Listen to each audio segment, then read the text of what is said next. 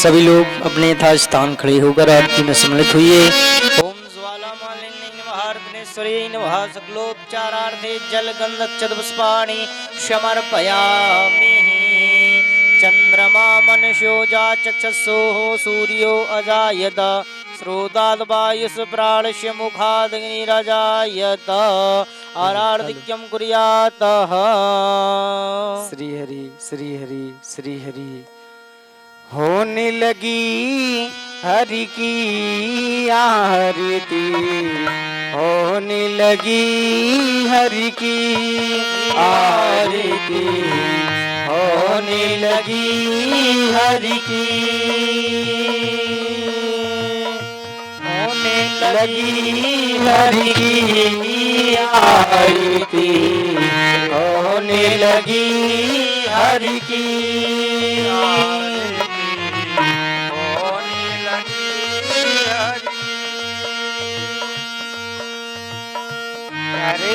जब हर्षी आरती, होने लगी हरि की आरती, होने लगी हरि की।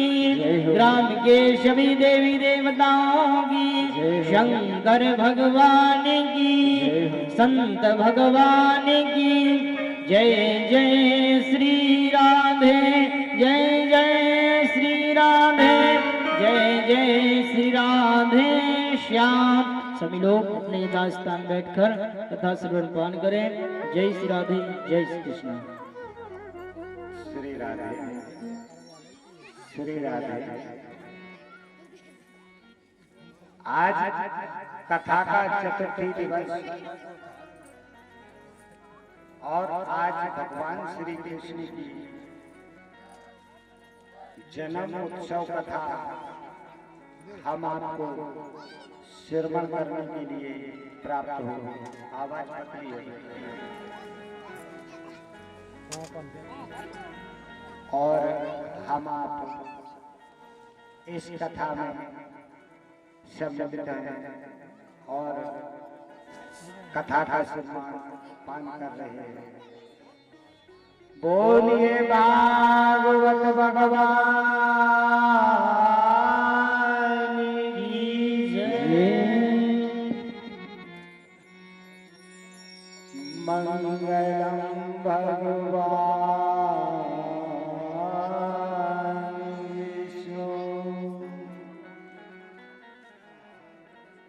मंगलम भगवान विष्णु, मंगलम गरुड़ध्वज,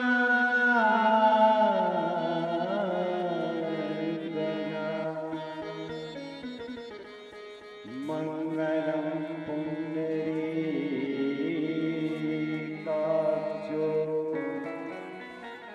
मंगलाय तनो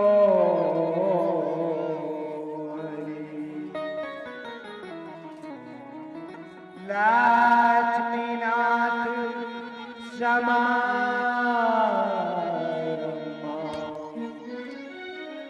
नावाये मुनिमाधव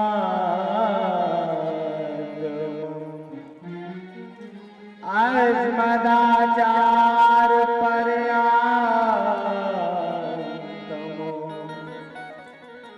वंदे गुरु परंपरा।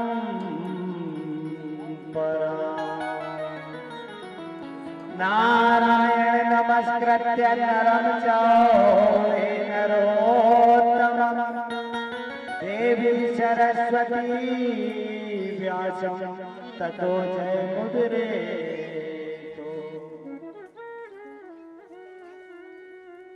वन्दौ श्री गुरु चरण, जिनकी जो जलकार गली समुद्र बूढ़त लख्यो त्रिगटो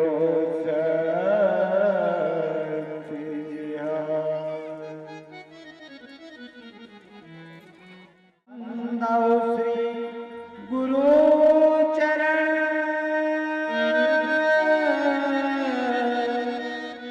विद्यादीन और ज्ञान सदा दास जो रखियो प्रभु, अब करता तुम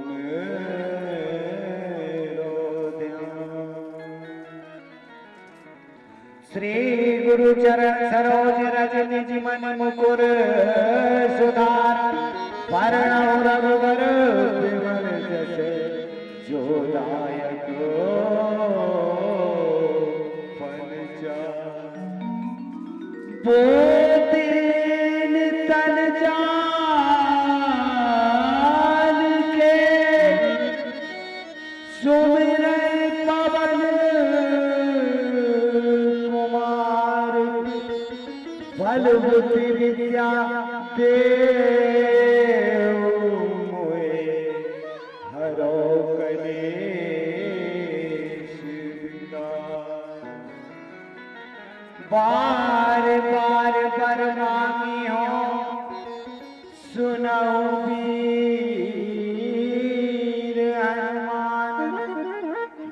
के कारज सकल शुभ सिद्ध करो।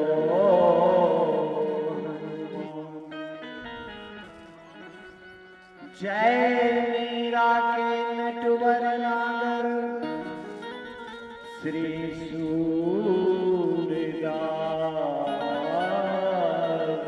के श्याम। जय नरसिंह के श्याम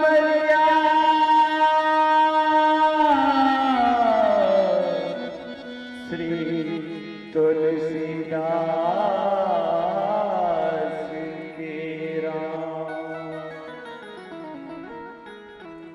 आजनी कुमार पाए तो पर आय के समान मोहे निद्रा सो जगाए दो। तुमरे बल भक्त गुणगान करवे को बैठो दास। रचना में प्रेम रस दार तो वायु।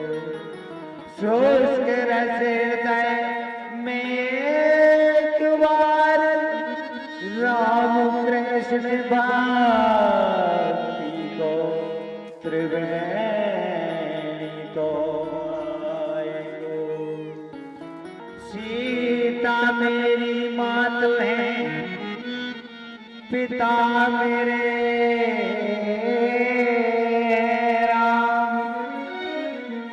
इन दोनों के चरण में मेरो कोटि कोटि प्रणाम। श्री राधे मेरी स्वामी। मैं राधे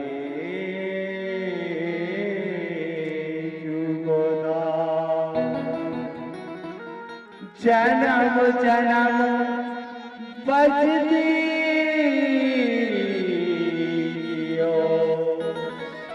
श्री वृंदावन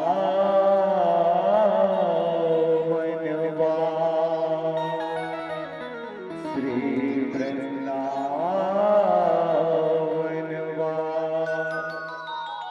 राधे तू बड़ भागुनी कौन तपस्या की। तीन लोक तारण तरण जो तेरे आदि। ओम गो माताए नमः। श्री तुलसीदासाय नमः। वाल्मीकि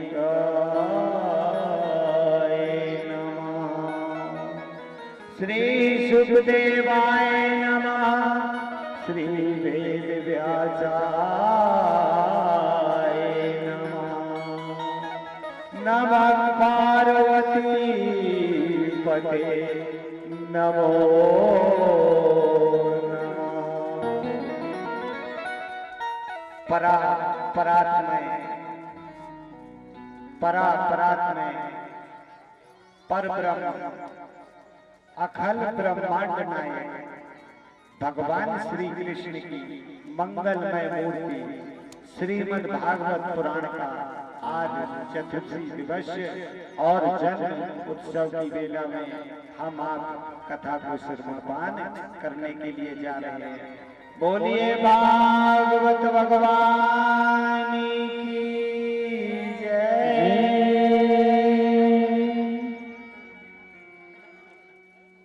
जैसे सबसे पहले मानव जन्म लेता है तो जन्म तो ले लेता है, पर उसे ये भी पता नहीं होता है कि जन्म में हमारी जाति का गुण क्या है, हम किस गोत्र से जन्मे हुए हैं, हमारी जाति वर्ण क्या है, हमारे इष्ट क्या है। तो जब हमें अपने ही इष्ट का पता नहीं होता है और जब हमें अपने इष्ट का पता नहीं होता है तो हमारे घर का ही पतन हो जाता है। बोलो जय श्री राम। क्यों? जब हमें अपने ही इष्ट का पता नहीं है तो घर का तो पतन होना ही है। तो इष्ट कितने होते हैं? इष्ट 5 होते हैं। देवता, दानव, पशु, पक्षी, मानव, सबके इष्ट 5 होते हैं। 5 से ज्यादा इष्ट होते ही नहीं है। पर 5 इष्ट कौन से हैं? सबसे पहले इष्ट हमारे सूर्य देव और दूसरे इष्ट गणेश जी हैं और तीसरे इष्ट मां भगवती हैं और चौथे इष्ट भगवान शंकर हैं और 5वें इष्ट भगवान श्री राम। तो ये हर मानव में 5 इष्ट होते हैं, चाहे वो ब्राह्मण हो, क्षत्रिय हो, वैश्य हो, शूद्र हो, पर इष्ट सबके ही 5 होते हैं। तो इन 5 इष्टों में जो भी जिस इष्ट को मानता है तो उस इष्ट का हमें सदा ध्यान रखना चाहिए। क्यों? यदि हम इष्ट का ध्यान नहीं रखते तो भगवान हमारा ध्यान नहीं रखता। जैसे हम शास्त्र पढ़ते हैं, वेद पढ़ते हैं, एक जगह शास्त्र वेद में ही चर्चा आई है, वस्तुतः पुराण विद्या सनातनी।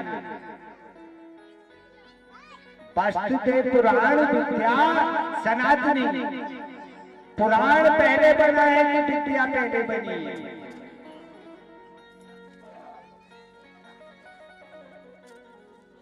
तो सुखदेव जी कहते हैं पुराण की रचना बाद में हुई है पर विद्या तो सनातनी है और हमारा धर्म भी सनातन है और हमारी विद्या भी सनातन है। बोलो जय श्री राम। तो जब हमारी विद्या ही सनातनी है, ये शास्त्र की बात है, कहने की नहीं है, स्पष्ट भागवत में दिया गया है। वस्तुतः पुराण विद्या सनातनी। विद्या हमारी सनातनी है और जब हमारी विद्या सनातनी है तो हमारा धर्म भी सनातन है। तो जब हमारा धर्म नहीं होगा, विद्या नहीं होगी तो हमारे जीने का अर्थ भी नहीं होगा। और इस संसार में भगवान को पाने के लिए लोगों ने कितने कितने तप किए और पाना चाहा। जैसे इसी धरती पर 8 व्यक्तियों ने जन्म लिया पर शरीर सहित अमर हो गए। इसी धरती पर उन 8 महारथियों ने जन्म लिया पर आज भी शरीर सहित जीवित हैं। तो मैं उन चिरंजीवियों के आप लोगों को नाम स्पर्श कराता हूं। असुर राम वने व्यासो हनुमान साविभीषण कृपाचार परमान सर्वोच्चरम जीवन। ये 7वें चरणजीव पहले हुए थे। 8वें चरणजीव हुए मार्कंडेय जी। पर शास्त्र में श्लोक में 7 चरणजीव हैं। तो उन 7 चरणजीव कौन है? जैसे सबसे पहले अश्वत्थामा जो आज भी जीवित है। महाभारत में जो अश्वत्थामा थे वो आज भी जीवित हैं। और दूसरे चरणजीव बलि, राजा बलि ने जन्म लिया लेकिन मृत्यु नहीं हुई। बोलो जय श्री राम। तो अश्वत्थामा, बलि और वेद व्यास जी, वेद व्यास जी शरीर से है कमर है, और हनुमान जी शरीर से है कमर है, और विभीषण जी रावण के भाई शरीर से है कमर है, कृपाचार्य शरीर से है कमर है, परशुराम जी शरीर से है कमर है, और मार्कंडेय जी। ये 8 चिरंजीव जन्म तो इन्हें लिया पर इनकी मृत्यु नहीं हुई। बोलो जय श्री राधे। क्यों? इन्हें भगवान के सिवा मृत्यु का भी भय नहीं था। बोलो जय श्री राधे। इसलिए जिसे मृत्यु का भय नहीं उससे मृत्यु भगवान आने ही नहीं देता है। बोलो जय श्री राधे। तो भगवान से ये 8 चिरंजीव हुए, और जैसे भगवान के ब्रह्मा जी के मानस पुत्रों में नारद जी भी आते हैं, तो अनेकों रचनाओं नारद जी ने भी की। पर जब भगवान को हम पाना चाहते हैं तो भगवान को किस प्रकार पाते हैं? और भगवान ने जब जन्म लिया तो भगवान की लीलाएं क्या थी, और भगवान क्यों ब्रज में जन्म लेना चाहते थे? तो ब्रज में कंस ने अत्याचार करना शुरू कर दिया और अपने पिताजी से शासन छीनकर और स्वयं शासक बन गया। तो इस प्रकार से जब भगवान की भक्ति की तो राजा सुचेंद्र और कलावती ये दोनों वृषभानु और कीर्ति हैं। इन्होंने एक जीवन तपस्या की और श्री लक्ष्मी जी से उन्हीं के जैसी एक पुत्री मांगी, तो उनके घर में श्री राधिका रानी का जन्म हुआ। तो उन्होंने राजा सुचेंद्र और कलावती इन दोनों ने तपस्या की, दूसरे जन्म में ये वृषभानु और कीर्ति बनी। और द्रोण और धरा ये दोनों नंद और यशोदा बने। द्रोण और धरा इन्होंने तपस्या की और भगवान से वरदान मांगा कि मैं आपकी बाल लीला को देखना चाहता हूं, तो इनके लिए नंद और यशोदा बना। तो इस प्रकार से अयरमा नाम के जो पितरों में से कन्याएं हुई, तो एक का नाम कलावती हुआ जिसका विवाह सुचेंद्र राजा से हुआ, एक का नाम रत्नमाला हुआ जिसका विवाह विदेह राज से हुआ, तीसरी का नाम मेनका जिसका विवाह हिमालय से हुआ। और इस प्रकार से उनकी रचना परिवार बढ़ता गया और सदा ही भगवान की प्राप्ति कब होती है? भगवान की प्राप्ति तब होती है जब हम भगवान को प्राप्त करना चाहते हैं। तो चाहते कैसे हैं? जैसे भगवान श्री कृष्ण ने 16 कलाओं से जन्म लिया था, अवतार लिया था, और भगवान श्री राम ने 12 कलाओं से। तो भगवान श्री राम की वह 12 कलाएं कौन सी हैं और भगवान श्री राम की कृष्ण की 16 कलाएं कौन सी हैं, वो मैं भागवत में आगे चलते हुए आपको श्रवण कराता हूँ। राम संकीर्तन करते हुए आपको भागवत की ओर ले चलता हूँ। बोलो जय श्री राम। सीता राम सीता राम सीता राम सीता राम। ओ सीता राम सीता राम सीता राम सीता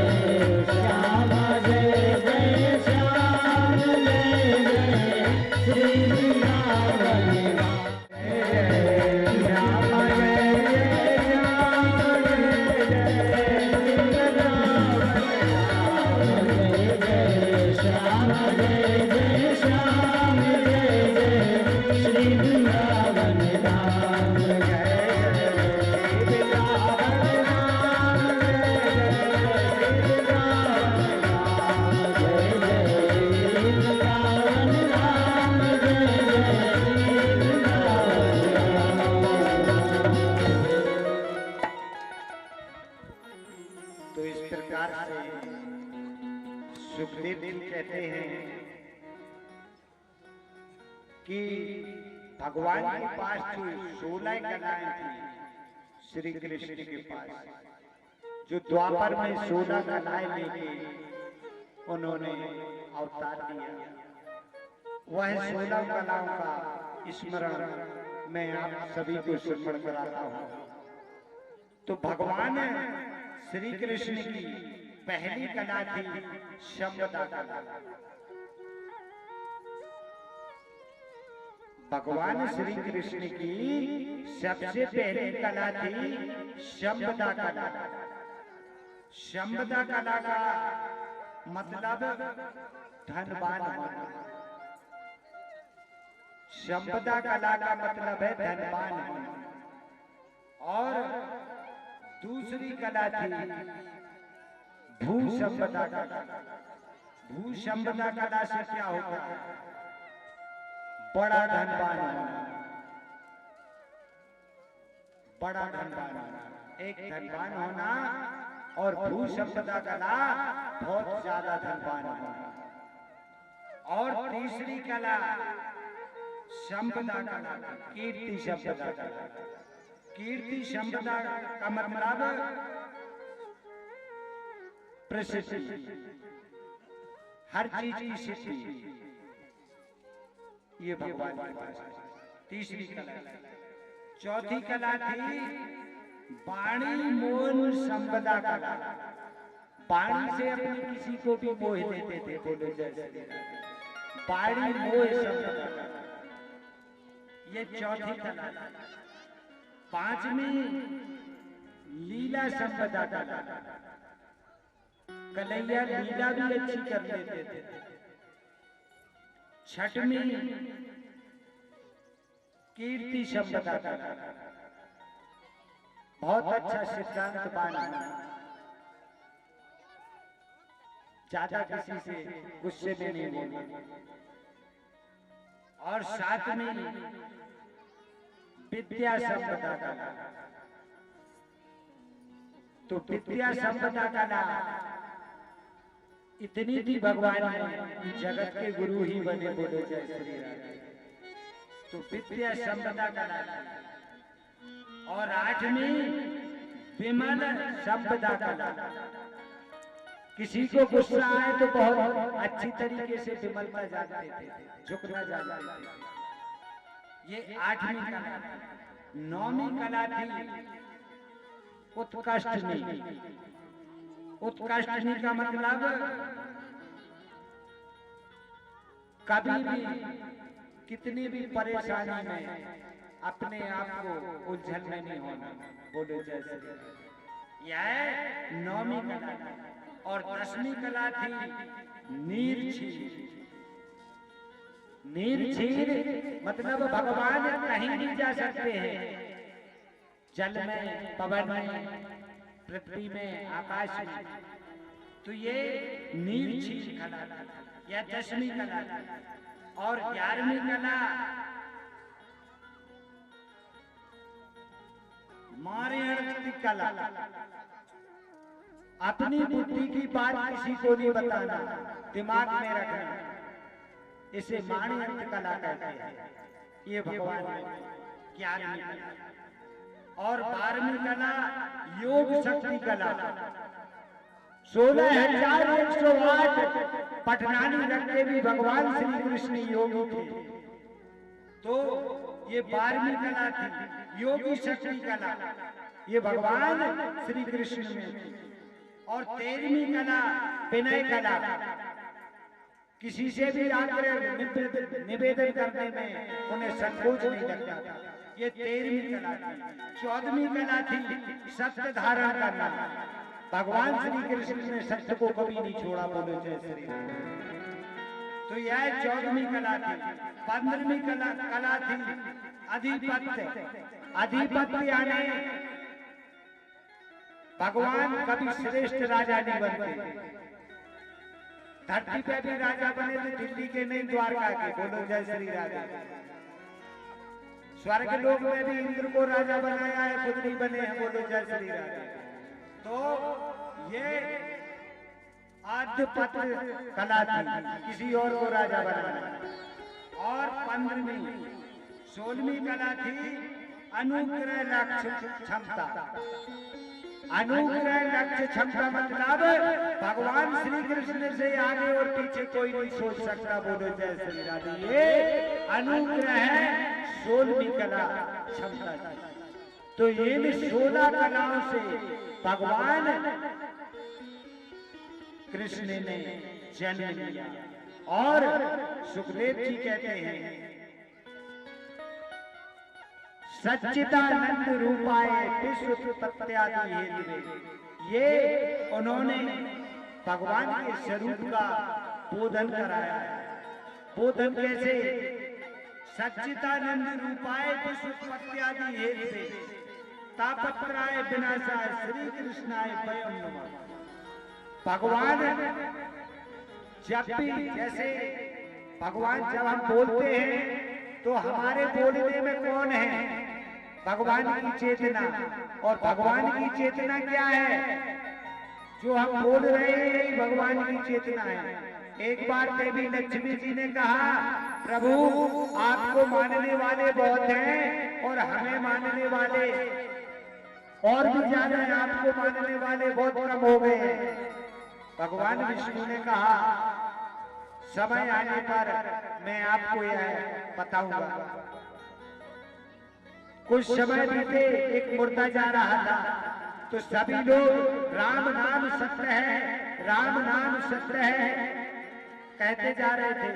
देवी लक्ष्मी ने स्वर्ण के सिक्के उस मुर्दे के ऊपर गिराए। सभी मुर्दे को पकड़ने वालों ने मुर्दे को छोड़ा और सभी सिक्कों को बटोरने लगे और सबने राम नाम सत्य छोड़ दिया। बोलो जय श्री राम। तो देवी लक्ष्मी ने कहा, प्रभु ये चमत्कार है संसार में। बोले हाँ। बोले सबने उठाए सिक्के? बोले सबने सिक्के उठाए। बोले सारों ने सिक्के उठाए? बोले सारों ने। फिर भगवान ने पूछा, सभी ने उठाए? बोले मुर्दे ने नहीं उठाए। बोले मुर्दे ने क्यों नहीं उठाए? बोले वो मर गया, उसे क्या जरूरत है? तो बोले देवी आप तो कह रही थी कि आपको मानने वाले संसार में बहुत हैं और हमें मानने वाले कम। तो जिसके अंदर मेरी चेतना है उसे लक्ष्मी की जरूरत है, और जिसके अंदर मेरी चेतना नहीं उसे लक्ष्मी की कोई जरूरत नहीं। बोलो जय श्री राधे। किसी मुर्दे को क्या पैसे की जरूरत है? तो जो ये चैतन्यता है यही परमात्मा है। तो दोनों वस्तु एक साथ लगती है। यदि लक्ष्मी की जरूरत है तो नारायण की भी जरूरत है, और नारायण नहीं रहेंगे तो लक्ष्मी की भी कोई जरूरत नहीं। जब ये चेतना नहीं रहेगी, शरीर मिट्टी हो जाएगा, तो हम लक्ष्मी का क्या करेंगे? तो समय उस चेतना को भी जागृत करना और संसार को भी देखना। तो भगवान कहते हैं कि चैतन्यता क्या है? यदि हम चैतन्य थे, जैसे भगवान हमें सदा याद करता है, पर हम भगवान को याद नहीं करते। लोग कहते भगवान हम पर दया नहीं करता, तो भगवान दया कैसे करता है? भगवान की दया क्या है? भगवान की दया ये है कि जब हम मेढक बनते हैं तो हमें सांप निकल जाता है। हम छोटे कोई जीव बनते तो छिपकली खा जाता है, कोई अजगर बंदर को निकल जाता है। और जब तो पीड़ाएं भगवान देखता है हमारी, तो भगवान को कष्ट होता है, तो वो पीड़ाएं देखते देखते हमें मानव बना देता है। जा बेटा, किसी मानव पर दया करता है तो उसे मानव जन्म देता है। तो ये भगवान की दया नहीं है, ये क्या है? ये मानव जीवन जो हमें प्राप्त हुआ है, ये भगवान की ही दया है। बगैर दया से हमें मानव जीवन प्राप्त नहीं हुआ। तो भगवान बिगड़ जाए तो भगवान का, और सुधर जाए तो हमारा। तो ऐसा नहीं किया करते। जैसे कंस ने स्वयं अपने पिता को बंदी गृह में डालकर और स्वयं राजा बन गया और अपनी बहन को कारागार में डाला। तो जब देवकी का विवाह हुआ और कंस ने देवकी का विवाह रचा, तो मथुरा मंडल इस प्रकार का सजवाया, लेकिन सभी मथुरावासी सोच कर रह गए, चकित होकर रह गए कि कंस देवकी को बहुत प्रिय है। और कंस ने इस प्रकार का विवाह किया और बारात आई, खूब स्वागत हुआ बारात का।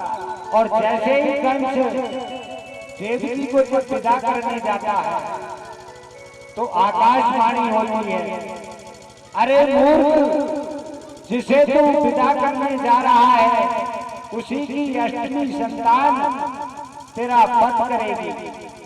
और इस प्रकार जब उस आकाशवाणी ने कंस को भयभीत किया और कंस देवकी को कटार निकालकर और शीश पर चलाने लगा।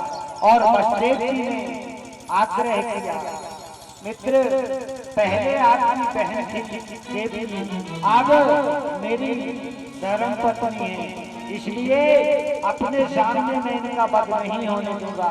परंतु मैं आपको वचन देता हूँ कि इनसे जो भी संतान उत्पन्न हो वह मैं आपको सौंपता जाऊंगा। बोलो जय श्री राधे। और देवकी वसुदेव को कंस ने कारागार में डाला और वहां पर भगवान को याद करते और देवकी जी भगवान को किस प्रकार याद करते हैं। दर्द दुखहारी का, दर्द दुखहारी तुम चारो जी रघुनाथ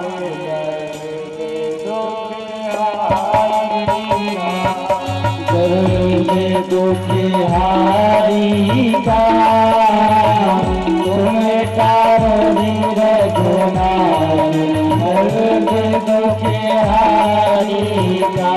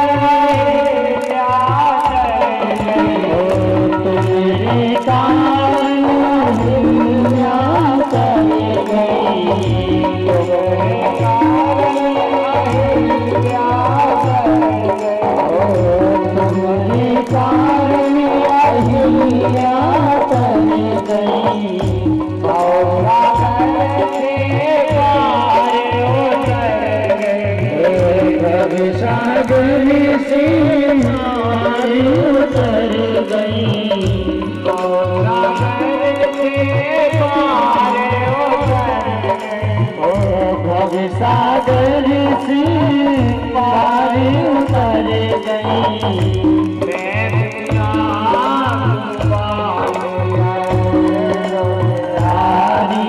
का तुम्हें चारो जी रघुनाथ दर्द दुखिहारी का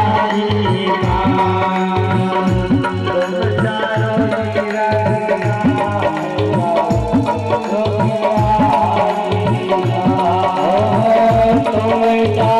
जी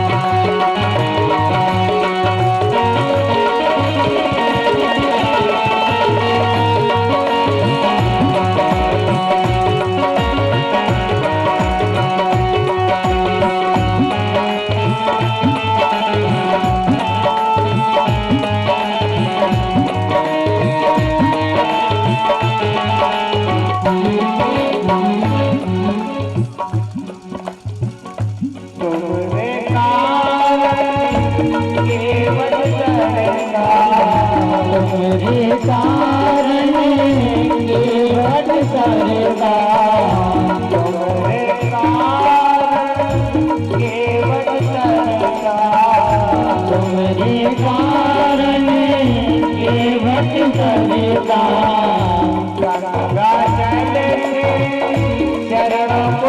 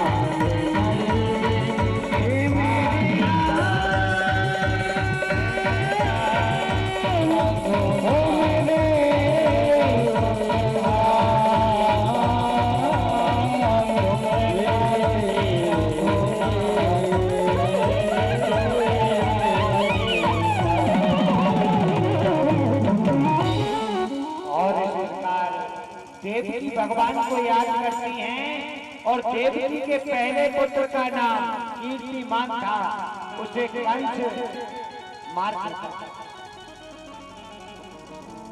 और देवकी के पहले पुत्र को कीर्तिमान को कंस मार देता है और देवकी रोज रोती और आंखों से आंसू देवकी के दिन रात करते रहते, हे परमात्मा मैंने इस जन्म में कौन सा पाप किया कि मेरे हाथ से ही मेरे बच्चे मेरे हाथ से मेरी गोदी से छीन के और मेरे सामने मार दिए जाते हैं।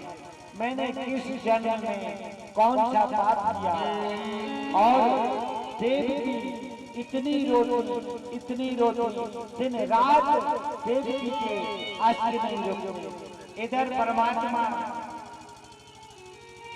समय की प्रतीक्षा करते हैं और समय की प्रतीक्षा में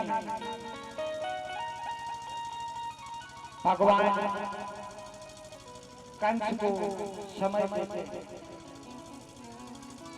भगवान कहते हैं पापी का जब तक एक भी पाप बकाया रह गया हो तब तक उसे भगवान मारते नहीं है, बोलो जय जय। तो इस प्रकार से कंस ने जब पाप करना शुरू किया तो सारे मथुरा मंडल में सभी लोगों में दूध बेचने वालों से कर लेता, किसानों से कर लेता, कोई कार्य करने वालों से कर लेता, सभी को परेशान कर कंस रखता है और सभी भगवान को याद करते हैं। हे प्रभु, हे गोविंद, इस ब्रज की रक्षा कीजिए। और एक दिन नारद जी आए और देवकी के कारागार में गए। बोले देवकी, तुम्हारा समय निकट आ गया, अब अच्छा समय आने वाला है और हरि का नाम जापन करो और हरि के नाम के जाप से आपका सभी कार्य आपके सफल हो जाए। और इसी प्रकार देवकी के 4 बच्चे कंस ने मृत्यु की घाट उतार दी। कुछ काल बीते, 5 बच्चे भगवान ने देखा कि अब तो कंस ने सीमा पार करना ही है और देवकी रोज रोती है और कहती है प्रभु, इस विपदा से क्या हमें आप टालेंगे नहीं। तो किस प्रकार से रोती है देवकी और कहती है। और नारद जी आते हैं और नारद जी ने कहा भगवान को याद करो। तो किस प्रकार देवकी वसुदेव भगवान को याद करते हैं। टलेगी विपदा सारी, टलेगी विपदा सारी, लट हरिया टलेगी विपदा सारी, लट हरिया टलेगी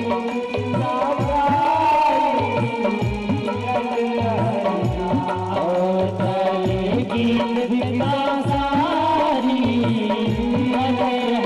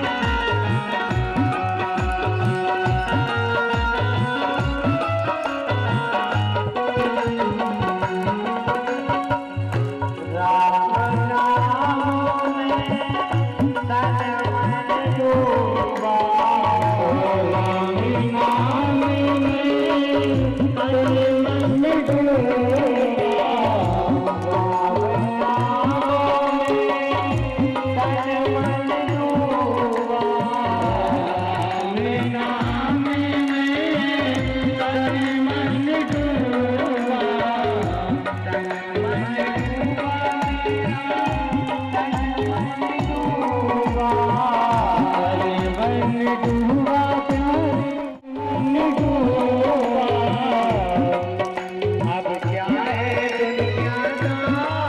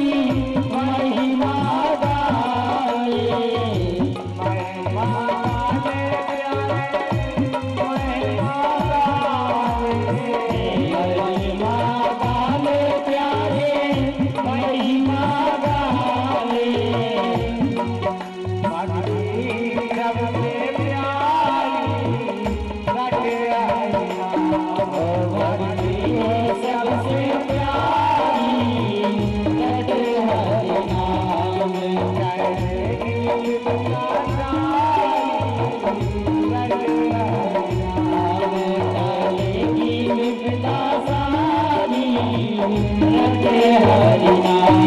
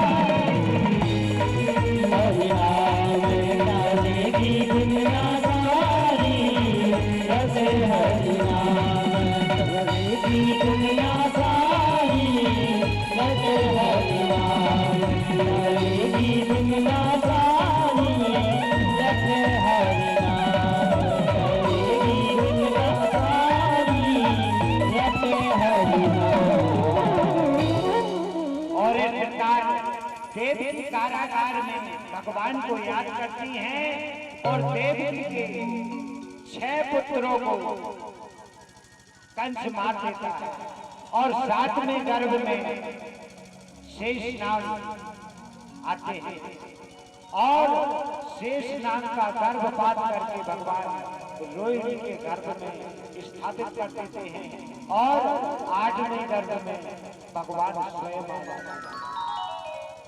और जब देवकी के कारागार में भगवान आते हैं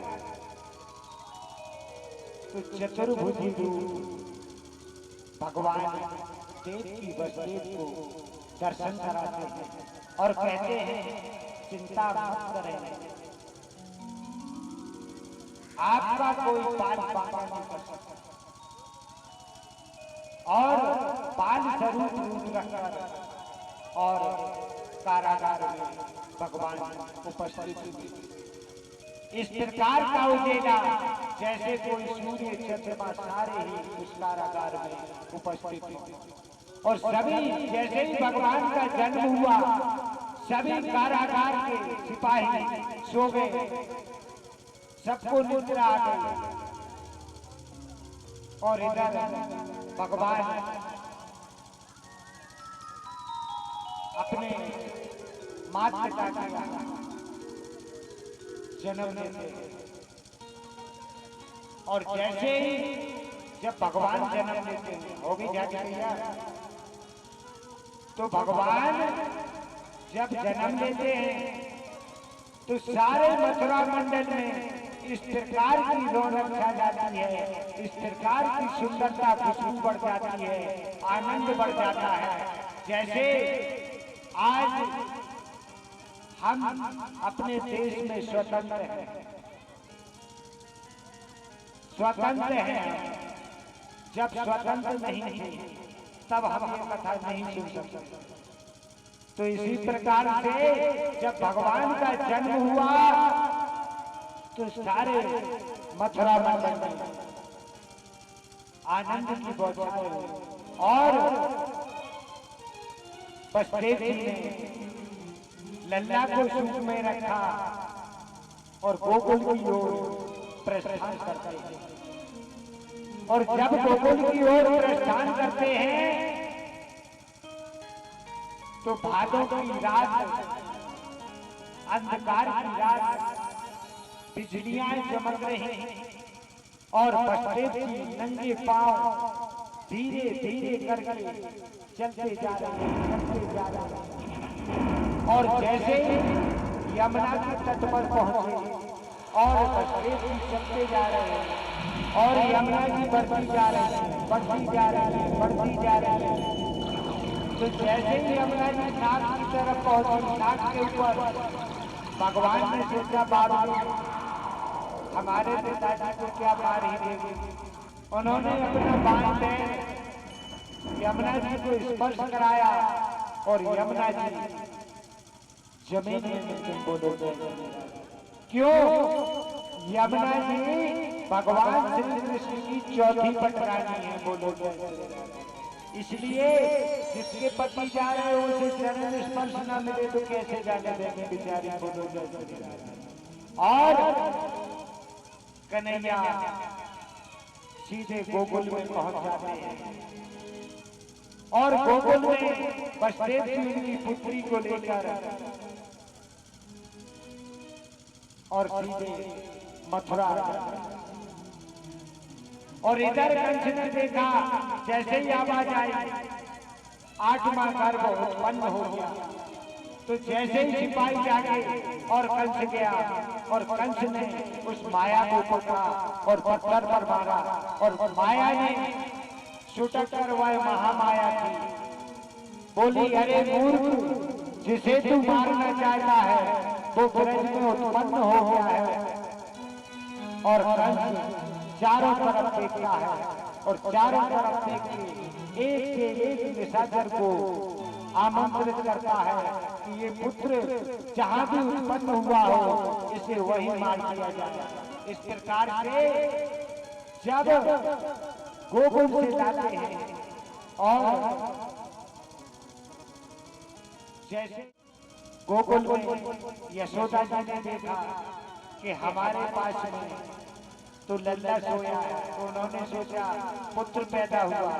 रोहिणी ने देखा तो उन्होंने भी पुत्र देखा, तो दोनों माताओं को दो पुत्र हो गए। तो 70-74 साल की आयु में नंद बाबा के यहाँ पुत्र की उत्पत्ति हुई। सारे ब्रज में आनंद ही आनंद। तो 70-74 साल में तो लोग आधा तोड़ देते हैं, बगिया उजड़ जाती है। पर भगवान की जब कृपा होती है तो उजड़ी बगिया भी खिल जाती है, बोलो जय श्री राम। तो नंद बाबा जी के यहाँ ऐसा ही हुआ। और जब वहां पर एक से एक बधाइयां देने के लिए नंद बाबा के घर आते हैं और बधाइयां देते हैं, कहते आपके यहाँ आपकी किस्मत, आपकी धर्म नीति, आपको भगवान ने कितने सुंदर बालक दिए दो। तो क्या कहते हैं कभी, नंदी यशोदा नंदी यशोदा उजड़ी बगिया नंद यशोदा की उजड़ी बगिया खिल गई।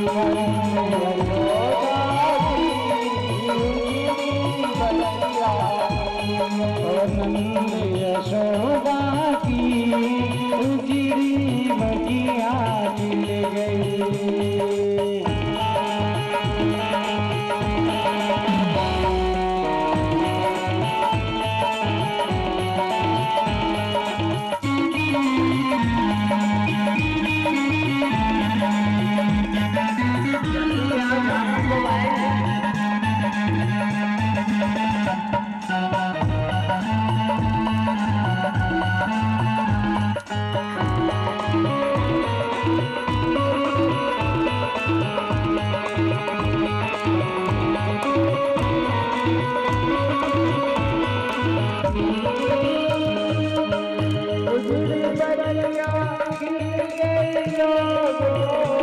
उजड़ी बगिया खिल गई लोगा, उजड़ी बगिया खिल गई लोगा, उजड़ी बगिया खिल गई नंद यशोदा की, उजड़ी बगिया खिल गई नंद यशोदा की, उजड़ी बगिया खिल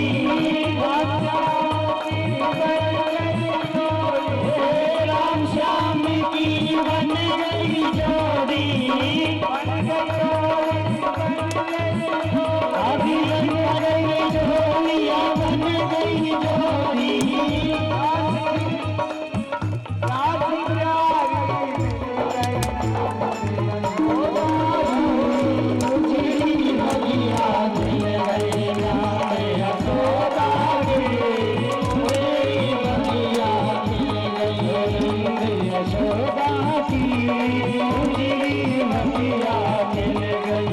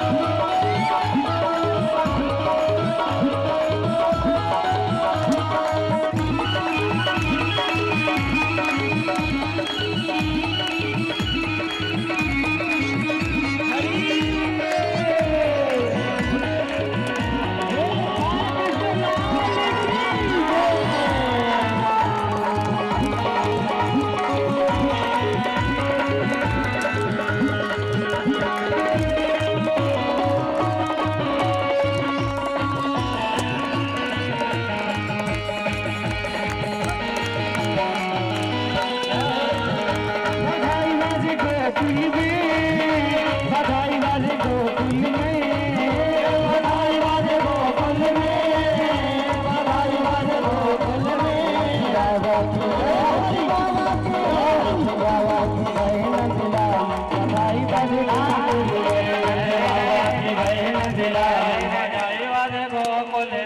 बधाई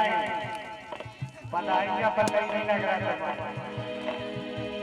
एक कान्हा जन्मे आधी रात गादों की रतियाँ, कृष्णा जन्मे आधी रात गादों की रतियाँ, कान्हा जन्मे आधी रात गादों की रतियाँ, कृष्णा जन्मे आधी रात गादों की रतियाँ, इनके चरण पखारे उनकी बेई सखियाँ, इनके चरण पखारे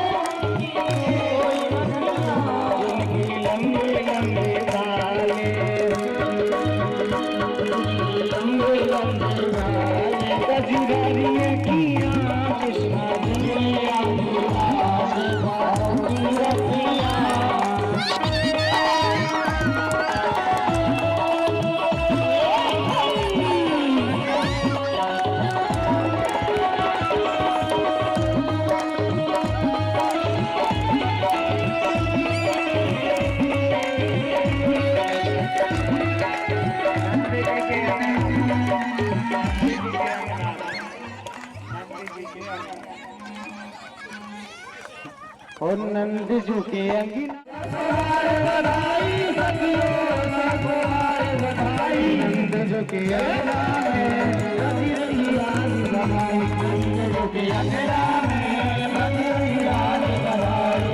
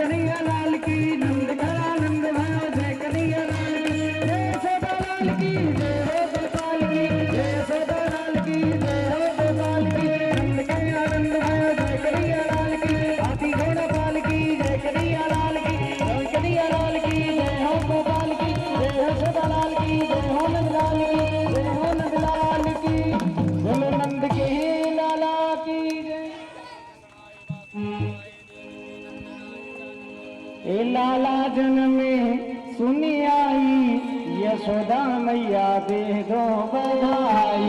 कृष्णा ये तो ललना, तुमको ललना, तुमको ललना की सुनी भागी आई, यशोदा मैया दे दो बधाई। ललना जन्म में सुनी आई, यशोदा मैया दे दो बधाई।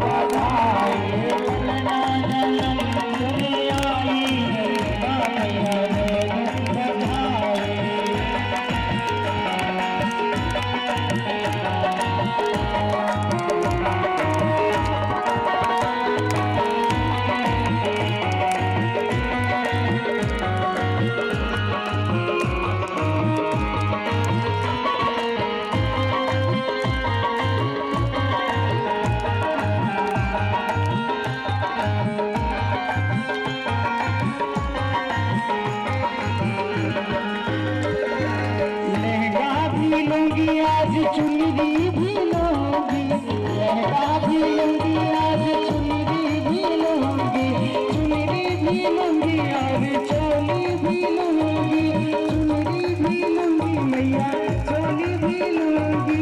लहंगा की मैया, लहंगा की मैया, लहंगा की दे दो सिलवाई, यशोदा मैया दे दो बधाई। ललना जन्म सुन आई, यशोदा मैया दे दो बधाई।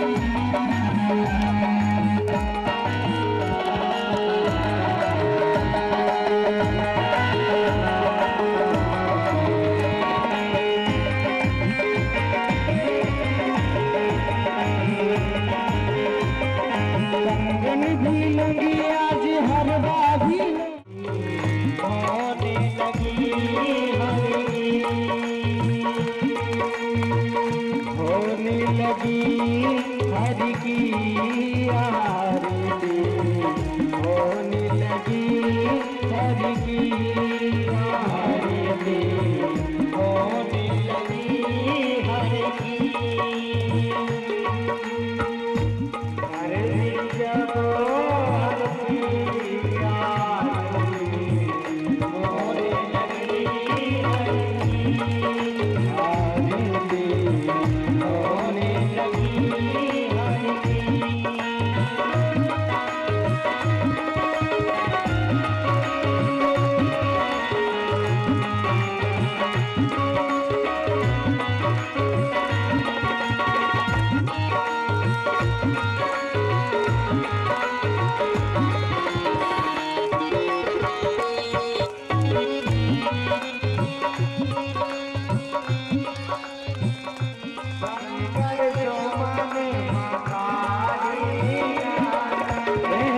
शंकर सुब्रह्मण्य काली नंदन,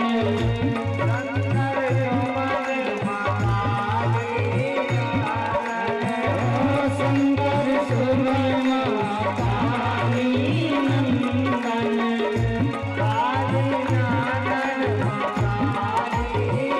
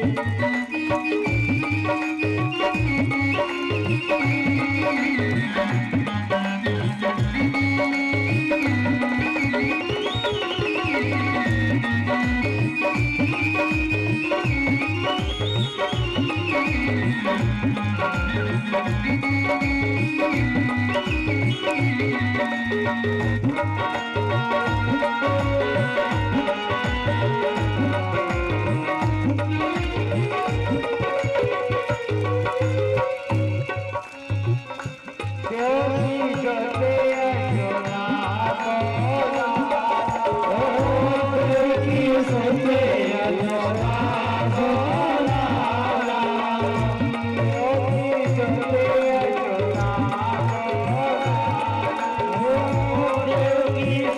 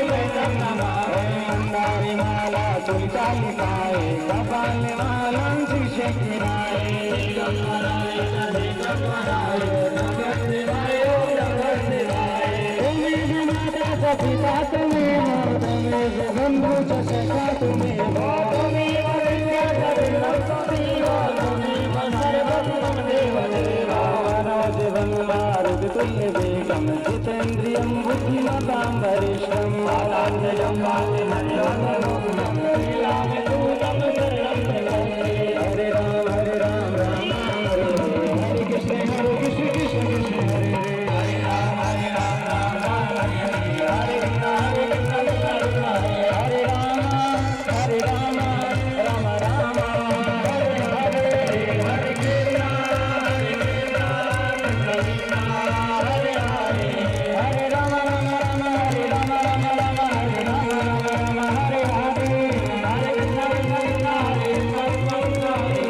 कृष्ण हरे हरे श्री कृष्ण गोविंद हरे मुरारी हरे नाथ नारायण गोविंद हरे मुरारी नाथ नारायण घट घट बंसी वाले गोकुल की राधा मेरी अखियां कैसे रही अब घट घट बंसी वाले गोकुल के राजा मेरी अखियां तरस रही अब तो आजा जनन लाल तरस रही नैना जनन लाल तरस रही नैना तरस रही नैना तरस रही नैना तरस रही